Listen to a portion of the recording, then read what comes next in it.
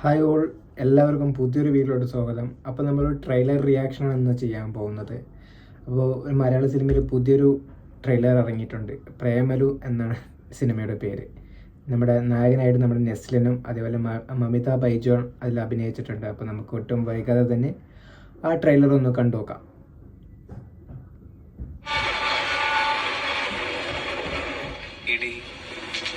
നെസ്ലിൻ കല്യാണ വീട്ടിൽ വെച്ച് കണ്ടത് മുതൽ എനിക്ക് നിന്നെ ഭയങ്കര ഇഷ്ടമാണ്.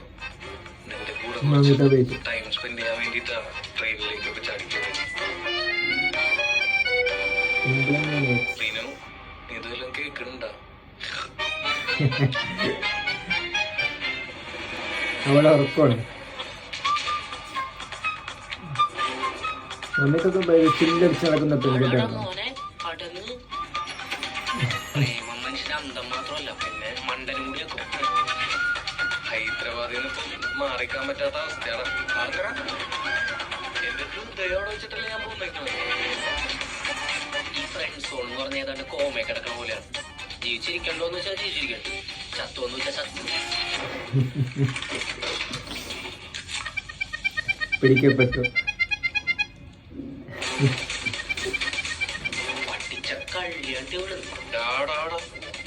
നിന്റെ കാമുകിനെ പറ്റി ഞാൻ കുറച്ച് കുറ്റം പറയട്ടോ. നടപടിയാവൂല. നിന്റെ നെറ്റിയിൽ എഴുതി വെച്ചിട്ടുണ്ടോ നിന്നെ കൊണ്ട് ഈ പരിപാടി നടക്കൂല.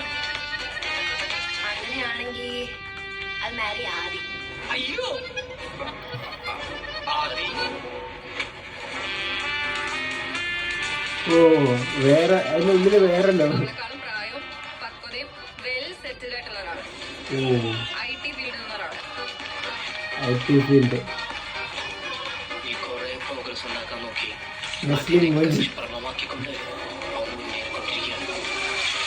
നിനക്ക് മറ്റേ ഡയലോഗ് കൂടി പറയായിരുന്നില്ല ഒരു ഭംഗിക്ക്. എന്ത്? നിനക്ക് എന്നെക്കാൾ നല്ല പെണ്ണിനെ കിട്ടും. അതിലെനിക്ക് സംശയമുണ്ട്. കാരണം എനിക്ക് എന്നെ പറ്റി നല്ല മതിപ്പുണ്ട്. നമ്മൾ ഇനി എന്ത് ചെയ്യും മല്ലയ്യ?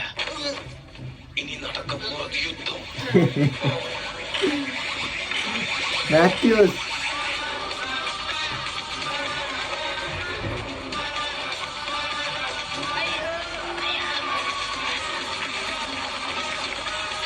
മതി, നിർത്തിക്കോ.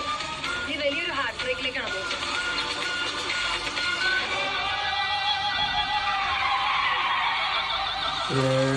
ടീച്ചറുടെ മോൻ എല്ലാം പഠിച്ചു, പെണ്ണുങ്ങളെ വളക്കാനും പഠിച്ചു.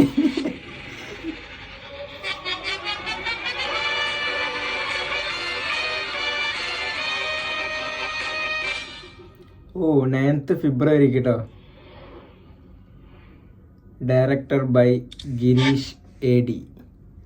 അപ്പം ട്രെയിലർ കഴിഞ്ഞിട്ടുണ്ട്. അടിപൊളി സാധനം കേട്ടോ. കോമഡിക്ക് കോമഡി ഉണ്ട്. ഒരു സ്ലോ പേസ് ഒന്നുമല്ല, ഫാസ്റ്റ് പേസിൽ തന്നെ പോകുന്ന ഒരു ട്രെയിലർ തന്നെയാണ്. എനിക്ക് സൂപ്പറായിട്ട് ഇഷ്ടപ്പെട്ടു.